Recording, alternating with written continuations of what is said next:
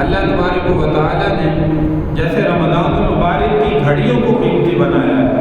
ان ایام کی گھڑیوں کو بھی اللہ نے ویسے ہی قیمتی بنایا ہے، اور جتنا ہو سکے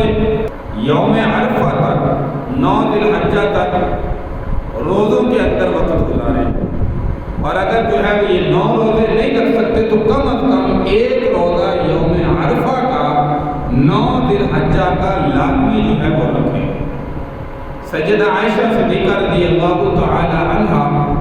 ام المؤمنین، ہم سب کی ماں، مومنین کی ماں،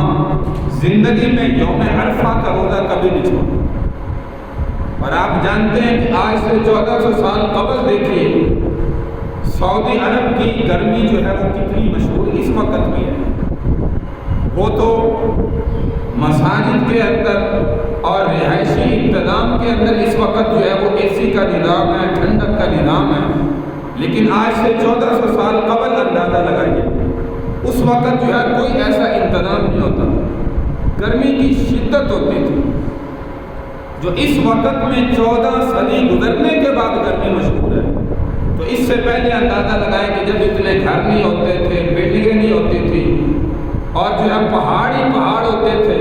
اور جو ہے وہ گنجان آباد علاقے ہوتے تھے، تو اس وقت گرمی کتنی مشہور ہو گئی۔ تو ایک دفعہ حضرت عبداللہ بن زبیر رضی اللہ تعالی عنہ نے سیدہ عائشہ صدیقہ رضی اللہ تعالی کو فرمایا خالہ جان، اس سال گرمی شدت کی ہے، بہت زیادہ ہے، آپ جو ہے وہ یوم عرفہ کا روزہ لے لیں۔ تو اماں صدیقہ رضی اللہ تعالی عنہ نے فرمایا کہ بیٹا، حضور علیہ السلام نے فرمایا کہ جو یوم عرفہ کا مسلمان بندہ روزہ رکھتا ہے،